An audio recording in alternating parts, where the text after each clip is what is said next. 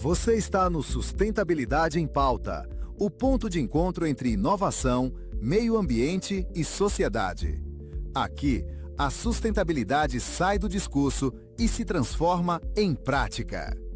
Insights, ideias que inspiram e experiências reais de quem já está construindo soluções para um mundo mais equilibrado. Sustentabilidade em Pauta. O futuro não espera. Ele começa agora. A relação entre biodiversidade e negócio é cada vez mais estratégica, conforme evidenciado pelo relatório da IPEBS. Todas as atividades econômicas dependem dos serviços ecossistêmicos, mas também contribuem para a sua degradação, criando riscos como escassez de recursos e interrupções produtivas. Ao mesmo tempo, surgem oportunidades para empresas que adotam práticas sustentáveis e soluções baseadas na natureza. Integrar a biodiversidade à estratégia empresarial não é apenas uma questão ambiental, mas um fator-chave para a competitividade, resiliência e adaptação a um cenário econômico cada vez mais orientado pela sustentabilidade. Olá a todos e a todas, bem-vindo para mais um Sustentabilidade em Pauta.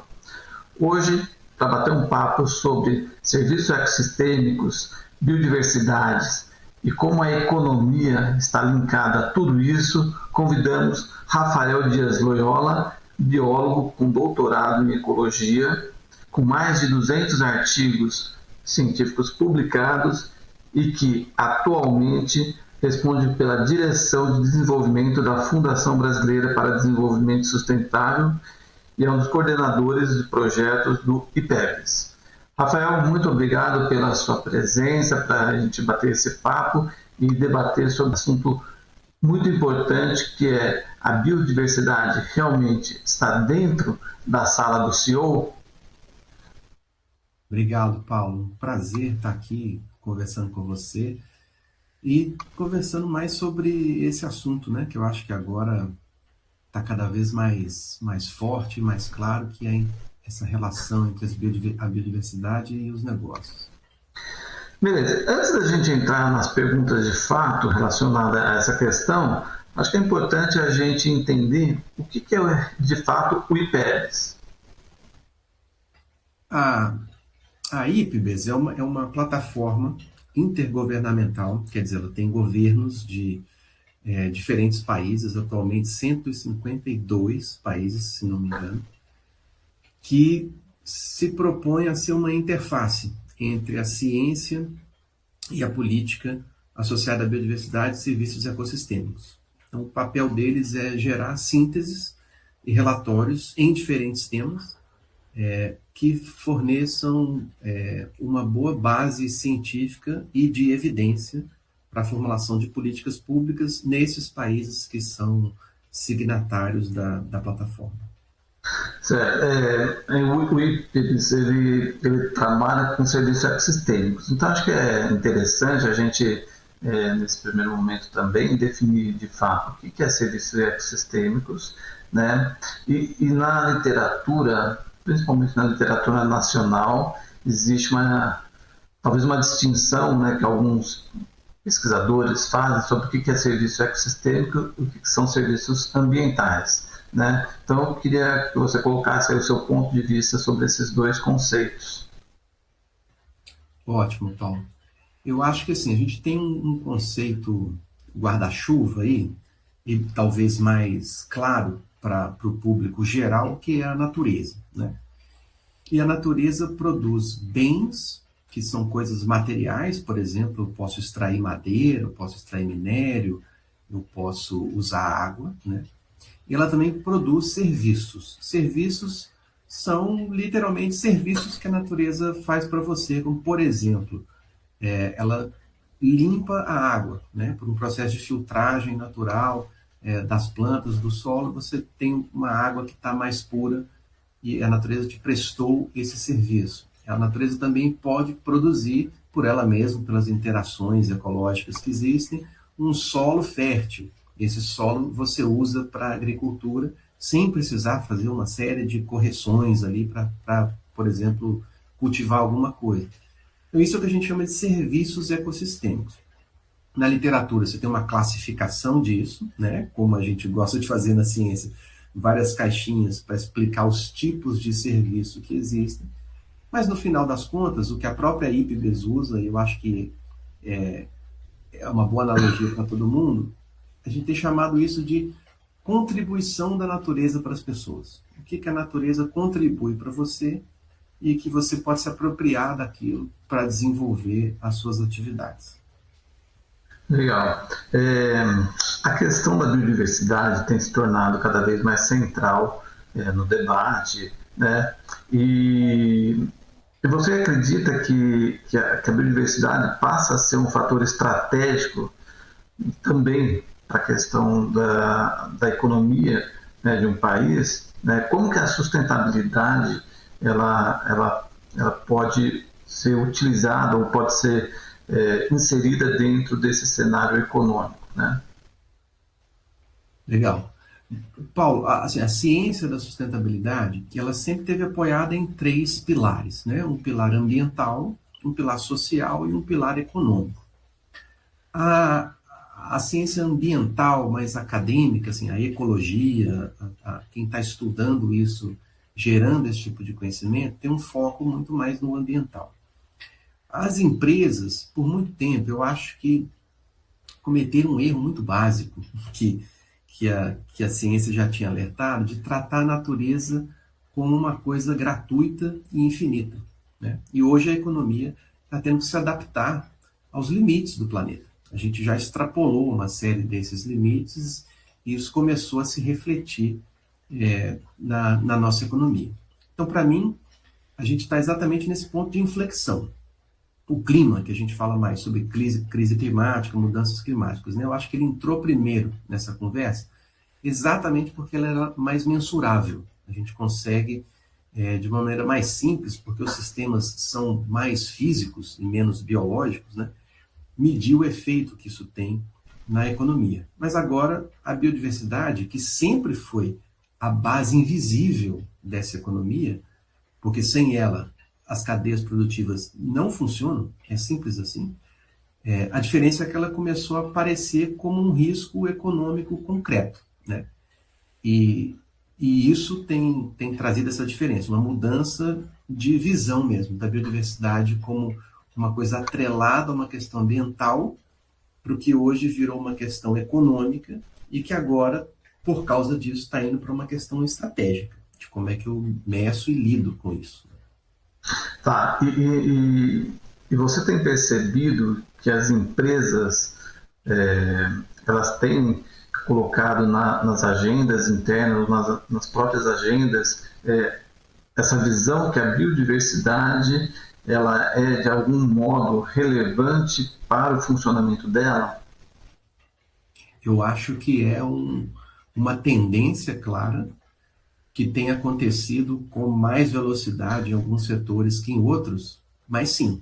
E basicamente, para mim, é porque o custo da perda de biodiversidade começou a bater no caixa dessas empresas, né? Seja porque as cadeias de valor estão se rompendo, seja porque tem uma regulação diferente que vem surgindo, principalmente na Europa, seja por uma pressão dos investidores que estão mais atentos e mais preocupados com a questão reputacional.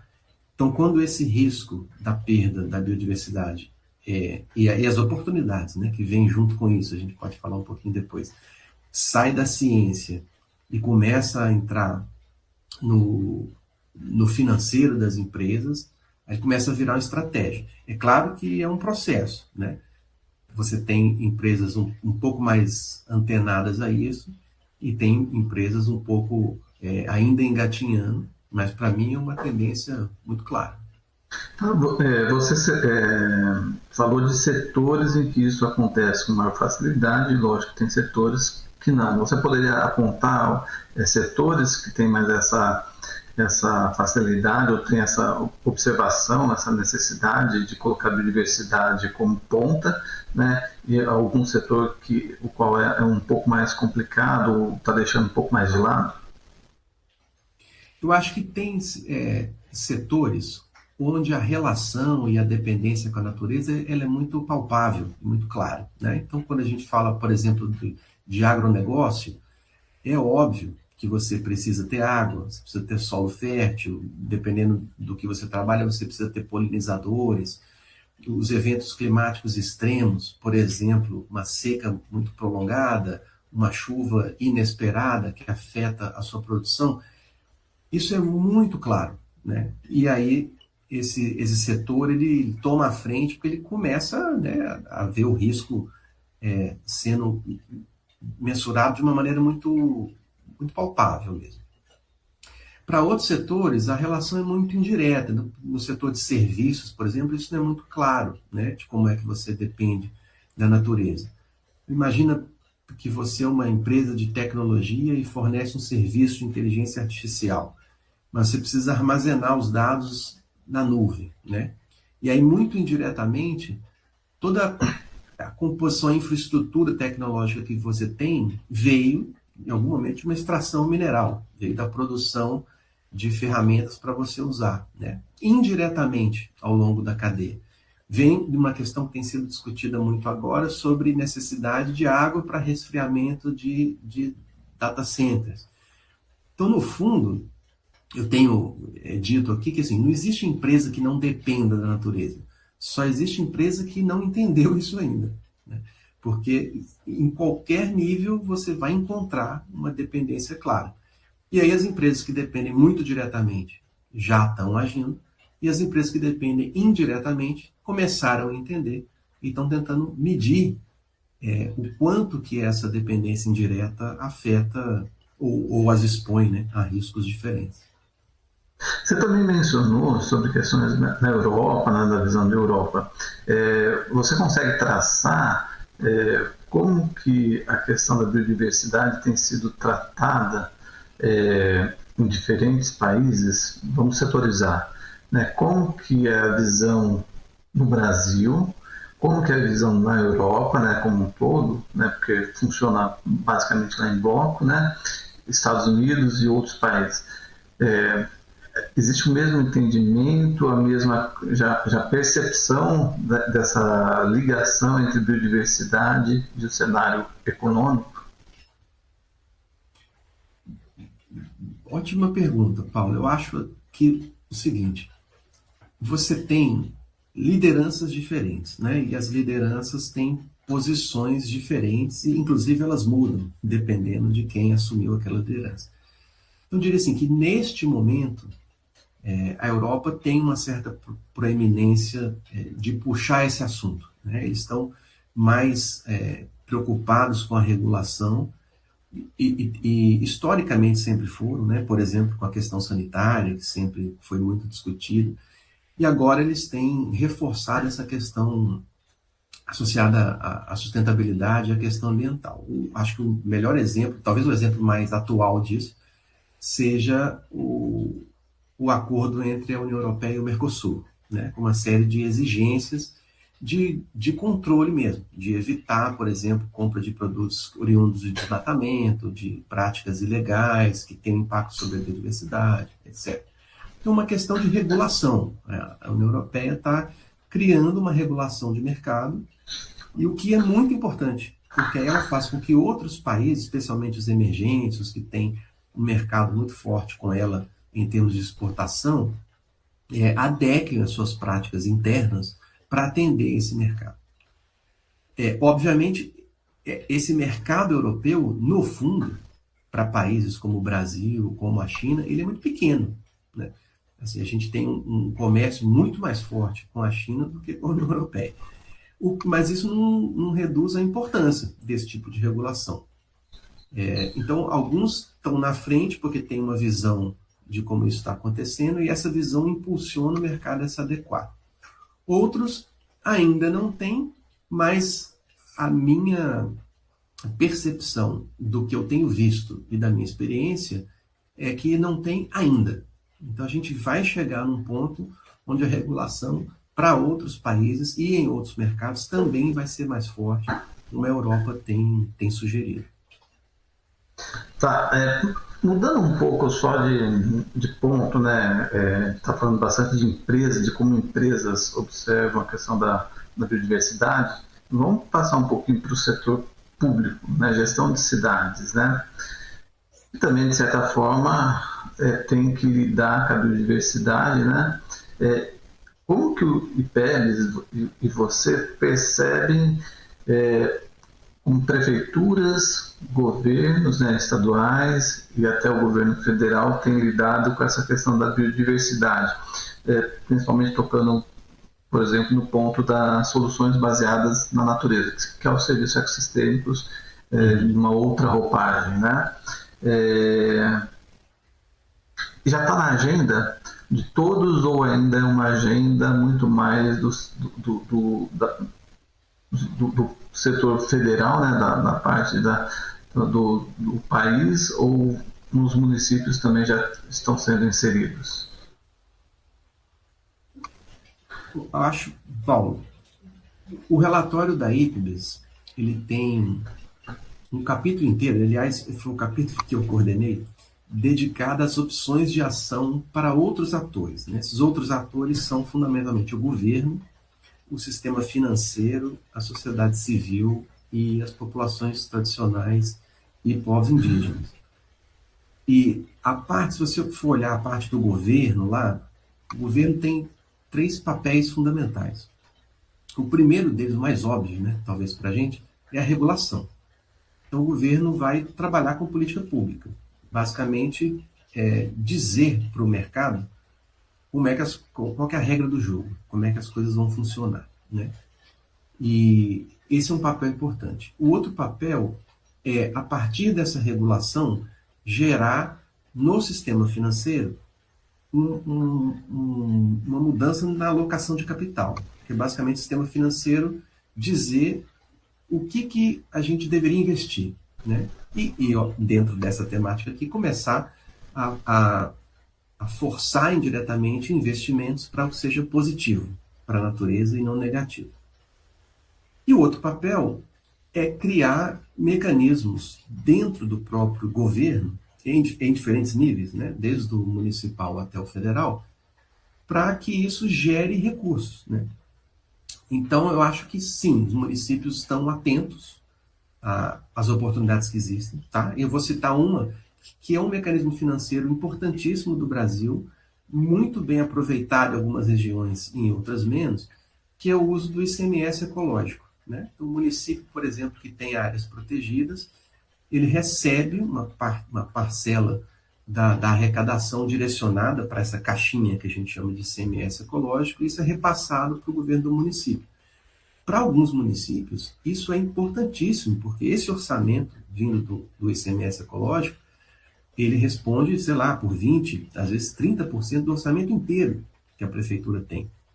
E o que basicamente o município está fazendo é transformar um ativo ecológico que ele tem, que é um conjunto de áreas protegidas, em dinheiro, né, para poder financiar o seu próprio funcionamento, que pode ser investido principalmente nas questões ambientais mesmo do município, coleta seletiva, criação de parques, manutenção de área verde, etc.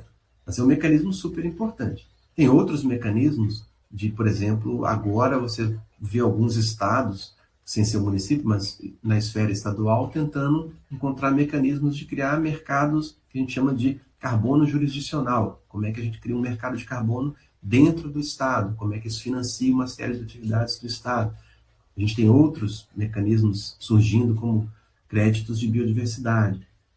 Então, o governo tem um papel fundamental nessa conversa de criar uma estrutura para que a gente possa discutir a economia da natureza, a economia da biodiversidade, e essa estrutura ela tem reflexos, inclusive, na arrecadação do município, do estado e do governo federal.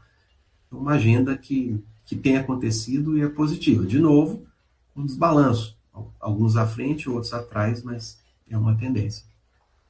E voltando para a questão das empresas, principalmente das empresas, mas muitas vezes funciona também para a gestão pública, quais são os principais métodos e ferramentas que existem para que uma empresa possa medir ou gerenciar quais são seus impactos e sua dependência em relação à natureza, à biodiversidade?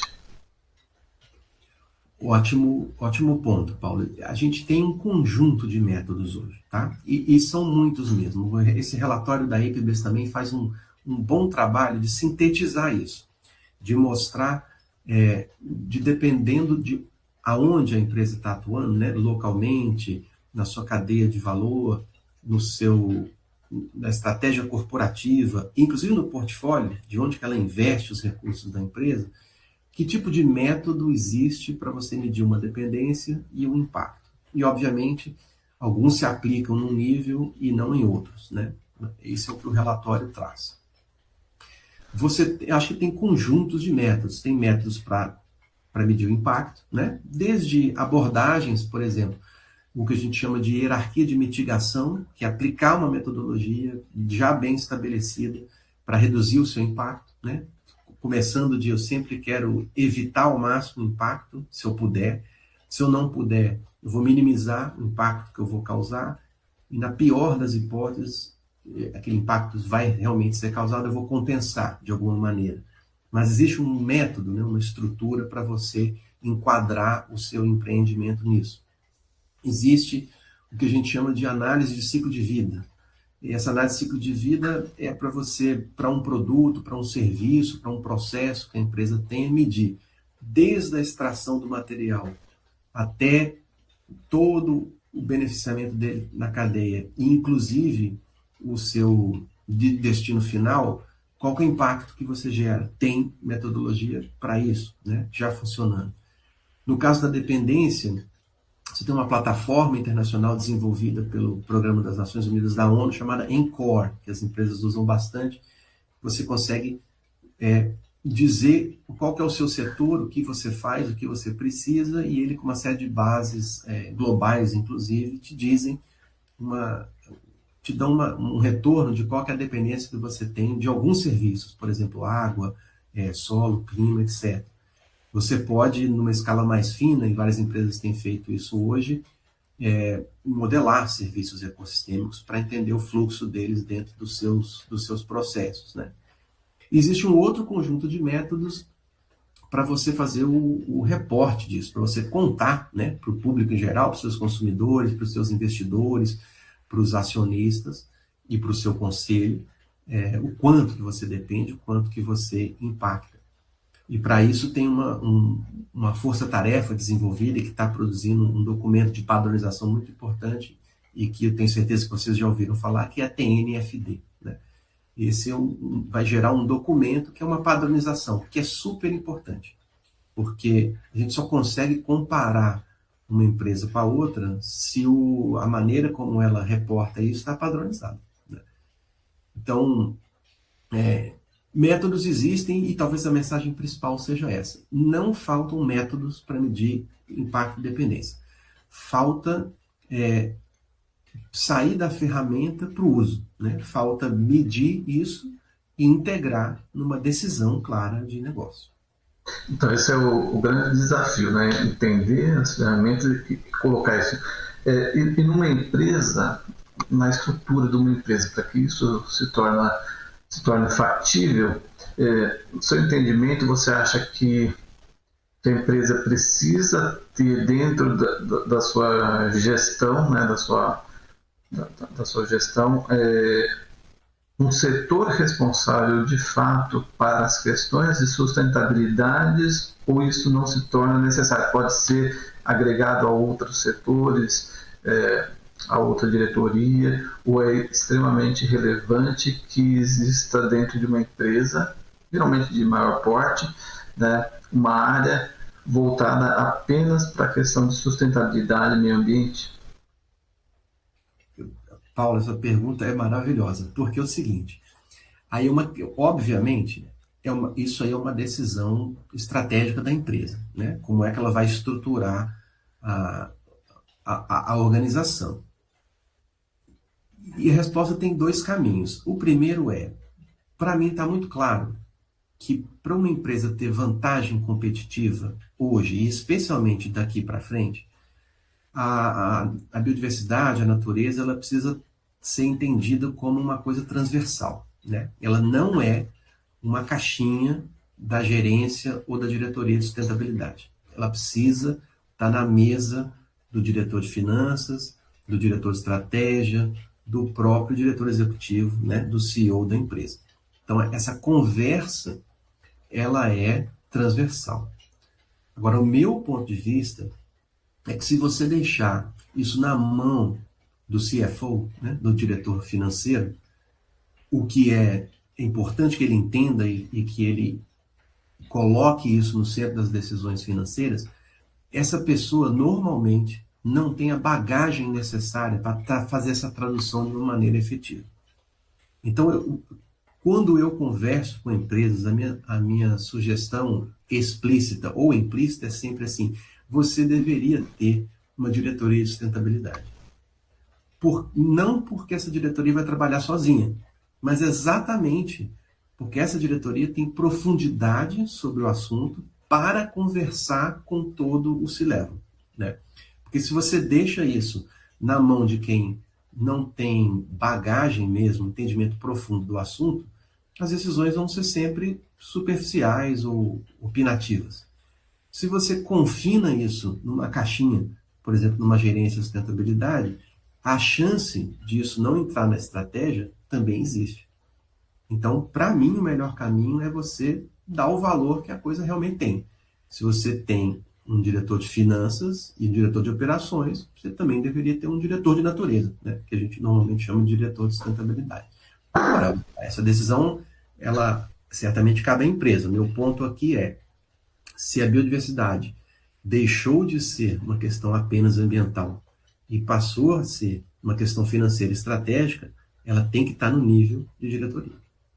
O ponto agora é como que a ciência, né, pode impactar de fato dentro de uma empresa, né? Em geral, se a gente pensar em Europa, Estados Unidos, ou mesmo lá na China, nos países asiáticos, a ciência tem um grande peso dentro de tomadas de decisão e até mesmo de funcionamento de uma empresa, tá? Como que você observa na questão da biodiversidade, lógico, essa visão do que a ciência produz de conhecimento e da tomada de decisão? Vou começar dizendo que, para mim, decisão não está amparada por evidência é uma decisão míope, né? E se você tem evidências científicas para tomar uma decisão, tanto melhor, porque você sabe que aquilo é uma construção de um conhecimento e a ciência não funciona sozinha, né? Diferente de uma consultoria, por exemplo, que você pode contratar, a ciência é um corpus, né? Você tem muitas pessoas pensando naquelas questões, e aquelas questões são revisadas por outras pessoas e até ela chegar no nível de uma evidência que basicamente é um artigo científico. A ciência tem um papel hoje, eu acho muito importante, de traduzir isso para a empresa, porque são linguagens diferentes, tá? Para mim, não é que existe uma lacuna entre empresa e ciência. O que existe são espaços que a gente pode navegar e que hoje estão muito ainda pouco explorados. Então, precisa de uma tradução. O conhecimento científico ele é complexo. Traduzir a biodiversidade para um risco, para uma oportunidade de negócio, não é uma tarefa simples, mas ela só consegue ser bem feita se você fizer isso de maneira diversa, né? O próprio exemplo da natureza. Você precisa de diversidade. Então, você precisa envolver cientistas, você precisa envolver gente que entende de negócio e gente que entende de finanças para poder traçar estratégias e fazer essa ponte no meio do caminho. Aí as empresas têm caminhos diferentes. Um caminho talvez mais simples de novo, voltando na questão anterior, você ter pessoas que entendem disso dentro da sua empresa, né, na diretoria ou na gerência de sustentabilidade, e que podem fazer essa tradução para a liderança. Isso é super importante. Essa tradução vai vir de relatórios como esse da IPBES, que já é uma síntese, né, que pega uma série de evidências científicas. Esse relatório analisou mais de 5.000 referências científicas para chegar na síntese que ele está oferecendo. Então, você tem pessoa dentro da empresa que entende, que é capaz de ler esse relatório e conversar com a sua liderança e com o conjunto da liderança para transformar aquilo em ação na empresa. E você tem organizações que fazem isso. A IPBZ é uma delas. O Brasil tem uma delas também, né? A Plataforma Brasileira de Biodiversidade e Serviços Ecossistêmicos, que foi fundada há 9 anos atrás e que também produz essas sínteses. Eu sou um dos coordenadores executivos dessa plataforma e a nossa missão é exatamente de transformar esse conhecimento científico em ação. Esse é o caminho mais fácil, porque você consome a informação que alguma organização, a gente chama essas organizações de fronteira, traduziram para você a linguagem científica em uma linguagem mais operacional. O outro caminho, mais custoso, mas que para algumas empresas que dependem de tecnologia, de desenvolvimento na ponta, de soluções mais confidenciais, é você criar um departamento de pesquisa, né? E aí você tem grandes empresas, por exemplo, na área farmacêutica ou de mineração, que tem um grupo lá de pesquisadores dentro da empresa desenvolvendo as suas soluções, o que é super importante. Às vezes eles criam institutos de pesquisa associados, às vezes eles usam um recurso super importante, eu acho que até pouco explorado na área ambiental, que é os programas de pesquisa e desenvolvimento, né, o que a gente chama de P&D. Então eles podem alocar o recurso da empresa para a pesquisa e fazer parcerias da indústria com a universidade, por exemplo, que é outro caminho super relevante e de novo, na área ambiental acho pouco explorado. Então são esses 3 caminhos, ou é via um programa de pesquisa e desenvolvimento, ou é via um departamento de pesquisa dentro da empresa, ou é via um setor, departamento, gerência, diretoria da sua empresa que é capaz de traduzir as informações científicas de fora. Mas, de novo, o ponto fundamental a ideia é que a tomada de decisão seja amparado em evidência. E se essa evidência for científica, perfeito. O governo federal, lógico, que ele tem um papel central, não só no nível de governo, mas também numa visão para empresários, né, de como que a situação do país, né, principalmente econômica do país, vai caminhar ao longo do tempo, né? E a gente tem visto nesse governo atual, né, uma grande preocupação com questões ambientais, né? Logo lá no começo do governo ele lança, né, a proposição deles, que seria a transição ecológica, né? Muito tem sido feito na questão da bioeconomia, né? E mais recentemente, né, nessa semana foi lançado o plano climático, né, o plano do clima, né, com ações, né, com percepções e ações que devem ser tomadas para que a gente possa, de certa forma, mitigar não só mudanças climáticas, mas também impactar na questão da biodiversidade. Como que você, né, o IPBES, consegue enxergar todo esse cenário proposto pelo governo, né, as leis, né, que agora muito, né, a gente tem o mercado de carbono que está sendo regulado, né, como que está sendo percebido esse possível avanço na questão da biodiversidade como entrando de fato na discussão do dia. Ótimo, Paulo. Isso volta um pouco no papel do governo, né? O governo, para mim, tem uma importância muito clara, que é o de criar políticas públicas. E ele tem feito isso de uma maneira que eu acho acertada, que é envolver atores diferentes, fazer uma escuta e colher informações de diferentes setores para poder desenvolver as políticas, né? E aí eu estou dizendo basicamente o executivo mesmo, né? Quem constrói aquela política. Depois, como é que essa política é entendida lá no legislativo, como é que no Congresso uma determinada política avança e outra volta, e a gente tem inúmeros retrocessos políticos pautados no Congresso hoje, mas o executivo tem avançado na proposição. Vou dar aqui um exemplo que eu gosto muito. O Ministério do Meio Ambiente e da Mudança do Clima assinou parte, né, da Convenção de Diversidade Biológica e assinou o tratado que a gente chama de Kunming-Montreal para a conservação da biodiversidade. Esse é o novo marco de conservação e investimentos em biodiversidade dos próximos 10 anos. Isso é um tratado internacional. Isso tem que se refletir numa política pública nacional e o Brasil chama isso de EPAMB. São as estratégias e políticas públicas para a conservação da biodiversidade nacional. A construção desse plano, dessa EPAMB, ela foi liderada pelo Ministério do Meio Ambiente, que é o órgão competente para fazer isso, e ela foi plural. Então, o Ministério fez oficinas de trabalho com setores. Ele conversou com o setor privado, o setor empresarial, ele conversou com a sociedade civil, ele conversou com as próprias entidades do governo, para construir, para ouvir essas diferentes perspectivas e traçar as metas desse plano, né, que são rebatimentos do acordo internacional. E isso foi recentemente lançado pelo governo. Então, basicamente, um plano com 21 metas do que o Brasil tem que fazer. Isso é um modelo claro da atuação do governo, né? Ele tem que criar uma política, criar metas e, a partir disso, incentivar o mercado. Por quê? Porque o mercado sozinho ele não consegue corrigir essa distorção, por exemplo, que existe de subsídios que são maléficos, né? Assim, você tem mais subsídios, dados inclusive pelo próprio governo, para atividades que degradam o ambiente do que para atividades que protegem o meio ambiente.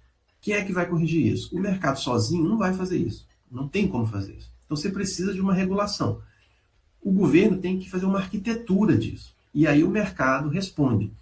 Essa estratégia nacional, ela é exatamente isso. Ela é como se fosse uma coisa que puxa o mercado para, olha só, a gente se comprometeu, como país, a seguir essas metas aqui.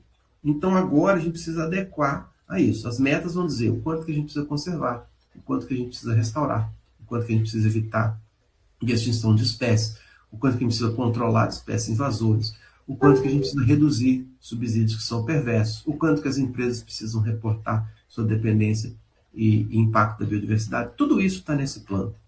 Então, para mim, o papel do governo é exatamente isso. Esse é um bom exemplo, tá? Que foi tocado ali pelo Ministério do Meio Ambiente.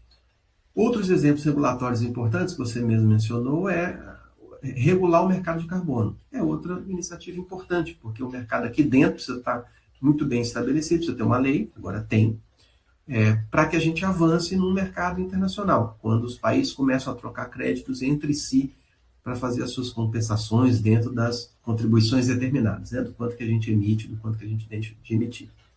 E também acaba criando oportunidades, que é o ponto mais importante. Então, ter uma lei, por exemplo, de repartição de benefícios oriundos da biodiversidade, que a gente tem, né, um marco claro para isso. Ter criado uma secretaria específica para a bioeconomia dentro do governo é um outro ponto importante, porque essa secretaria tem alavancado uma série de oportunidades e de negócios que a gente tem. Fortalecer a sociedade civil dentro dos seus conselhos e financiamento para essa sociedade, fazer parcerias para que empresas que atuam nessa área da bioeconomia possam crescer, para que você tenha aceleração de empresas pequenas.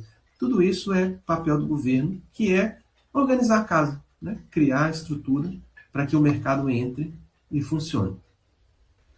Legal. Para finalizar, se você pudesse estar na frente de líderes empresariais, formuladores de políticas públicas, ou mesmo na sociedade civil, qual seria a mensagem que você deixaria para que eles pudessem compreender o real valor e o papel da biodiversidade para o futuro da economia? Eu diria, primeiro, que a biodiversidade deixou de ser um tema exclusivamente ambiental, né? Ele é um tema econômico central. Para o governo, eu diria que a gente tem que voltar às nossas políticas públicas para transformar isso numa grande oportunidade. Para mim, a oportunidade do século é você usar a biodiversidade a seu favor, né? entender a biodiversidade não como um problema ou um entrave para o desenvolvimento, mas como a solução desse desenvolvimento, que vai gerar, inclusive, negócios. Para as empresas, eu diria que quem entender isso mais rapidamente vai ter uma vantagem competitiva muito clara. Quem ignorar isso vai assumir os riscos, que são cada vez mais frequentes. E para a sociedade civil, eu diria que tem um campo enorme para ser trabalhado em parceria com o governo, em parceria com as empresas e em parceria com as pessoas, né, com os consumidores. Então, a sociedade civil tem um papel crucial ali de advocacy, de pressionar as empresas para que elas tenham práticas sustentáveis, de pressionar o governo para que ele tenha políticas públicas e leis adequadas à biodiversidade, porque no final das contas a gente está falando de bem-estar para todo mundo, né? O bem-estar envolve uma economia estável, que gera emprego, que cresce, que gera recursos, envolve uma política que garante que o mal feito não acontece, e envolve a proteção e a recuperação da natureza, porque, em último caso, a gente precisa da natureza para sobreviver. Não só para ter tudo que a gente tem, né, o computador, a roupa, o carro, mas para ter o bem-estar mesmo, para você poder se reconectar com a natureza, ir a um parque, fazer turismo, conhecer a maravilha que é a biodiversidade que você tem e que, se não tiver protegida, estiver toda degradada, a gente vai perder um elemento importante. Então, acho que a minha mensagem final para esse grupo todo natureza não é só papo de biólogo e de conservacionista. A natureza é uma coisa sistêmica que, por um lado, tem gerado riscos por causa da perda que a gente tem causado, mas, por outro lado, gera oportunidades incríveis que precisam e vêm sendo cada vez mais exploradas. Rafael, eu gostaria muito de agradecer as suas considerações. Esse bate-papo foi bem interessante, abre muito a mente de todo mundo, né, de toda a sociedade, né, para um novo conceito que cada vez mais está nas mídias, né? Então, muito obrigado por esse momento. Obrigado pelo convite, o prazer foi todo meu. Contem comigo para esse papo sempre.